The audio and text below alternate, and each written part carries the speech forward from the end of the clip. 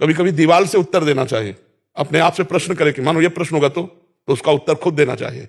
दीवार को मान ले टीचर और उसका उत्तर दे, अभ्यास पृष्ठ कर रखे ना। एक आर्मी में जाने वाला आदमी इतने किलोमीटर दौड़ना, इतनी छलांग मारना, इतना करना करता है ना रोज, तो हम अपने स्कूल के विषय को जानते हैं कि इसी विषय पर प्रश्न होगा। ऐसा तो है नहीं कि प्रश्न आप जिस क्लास में पढ़ रहे हैं उससे आगे वाले क्लास का आवे, उसी क्लास का आएगा, उसी जो अध्ययन कराया गया है उसी में आएगा। तो हम तैयार रखें, इतना मोटा ग्रंथ हो तो भी हम तैयार रखेंगे। हम अपने दिमाग को दबाते चले जा रहे हैं, उसको गंदा करते चले जा रहे हैं। अगर हम अपने दिमाग का प्रयोग करें तो एक बार पढ़ लें पूरा। हमें एक बार कोई बात सही ढंग से बता दो और हम उसको बिल्कुल ऐसे सुन लें, ऐसे फिर आप 50 वर्ष बाद पूछ लेना, वो बिल्कुल रिकॉर्ड मिलेगी। बहुत बड़ा पावर है, पर वो हमारा पावर छीन हो जाता है जब हम गंदे आचरण करने लगते हैं, गंदा भोजन करने लगते हैं, गंदे व्यवहार में चले जाते हैं, तो हमारी स्मृति छीन हो जाती है। स्मृति जागृत हो जाए तो कई जन्मों की स्मृति जागृत हो जाती है।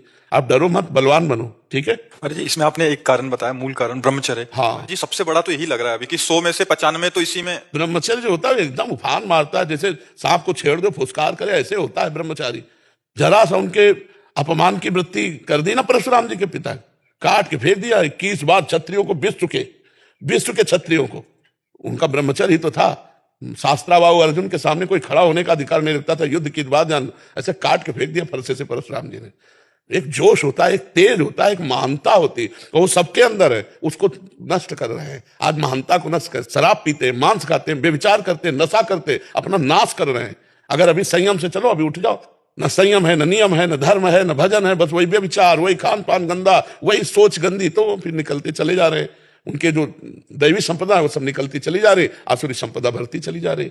एक छोटा बालक है, जाकर के बालकों ने बताया तुम्हारे पिता के गले में परीक्षित महाराज चक्रवर्ती सम्राट राजा परीक्षित ने मरा हुआ सर्प डाल दिया। तो उनका ऐसा, उसे चक्रवर्ती सम्राट होने का गर्व है, वो समझता है ऋषियों में अब ताकत नहीं रही। जल उठाया और कहा मैं श्राप देता हूं, आज के 7वें दिन तक्षक नाग आएगा और उस परीक्षित को काटेगा और वो मर जाएगा। बालक थे श्रृंगी ऋषि, कोई ऋषि नहीं काट सका उनके वाक्य को। वो आखिरकार 7वें दिन सांप आया और काटा और महाराज का शरीर छूटा। भले सुखदेव जी ने श्रीमद् भागवत सुनाई उनके कल्याण के लिए, लेकिन सांप आया और काटा और उनका शरीर पूरा हुआ। छोटे छोटे बालकों में इतना तेज था। आज क्या हो रहा है? आज हमारे बच्चे बॉयफ्रेंड, गर्लफ्रेंड, दलित दुराएं, नशा, इनमें सब फंसे। इस समय ब्रह्मचर्य का समय, पढ़ाई का समय कि गर्लफ्रेंड बॉयफ्रेंड का समय? समय आएगा, गृहस्थी में जाओगे, ब्याह होगा, वो अपने उस विषय को भोगो। ये अभी विषय भोगने का टाइम है, नई अवस्था है, अपने लक्ष्य की प्राप्ति का समय। तो सब नष्ट भ्रष्ट हो रहे हैं। माता पिता कुछ कहें, लड़के उनको धमकी दे रहे हैं, ज्यादा कहें तो लड़के उनको मारे दे रहे हैं, माँ को पिता को लड़के मारे दे रहे हैं। आज शासन खत्म हो रहा है, इसीलिए सब न अपने ऊपर शासन है, न माता पिता का शासन मान रहे हैं, न शास्त्रों का शासन मान रहे हैं, तो मनमानी आचरण करके भ्रष्ट होते चले। वो धमकी दे रहे हैं माता पिता को, बेचारे प्यार में चुपचाप दबे रहे हैं, और इतने दबे हैं, कोई डंडा मार रहा है, कोई घर के बाहर निकाल रहा है। ये है आज की पढ़ाई का फल नए नए बच्चों के। जहां विद्या विनयम ददाति, माँ को भगवान के समान मानना चाहिए, पिता को भगवान के समान मानना चाहिए, विनय युक्त व्यवहार करना चाहिए, नशा प्रपंच से दूर रहना चाहिए, दूसरे की माताओं बहनों को पवित्र भाव से देखना, ये ज्ञान है। तो अज्ञान की धूम मच रही है। अगर कोई दूसरे की बच्ची को छेड़ रहा है तो वीडियो बना सकते हैं, लेकिन बचा नहीं सकते। आज का समय ऐसा है, प्राण चाहे निकल जाए, कूद पड़ना चाहिए। भेड़िए की तरह तुम्हारा स्वभाव हो गया है। जहां माताएं बहनें देखी, सोने की जंजीर देखी, खींच लिया, वो गिर पड़ी, वो ऐसे उपद्रव किए। ना कोई शास्त्र शासन मान रहा है, ना अपनी इंद्रियों पर शासन कर रहा है, ना माता पिता का। अच्छा, माता पिता भी एक सीमा तक डांट सकते हैं, अब बच्चे सयाने हो गए, क्या डांटे?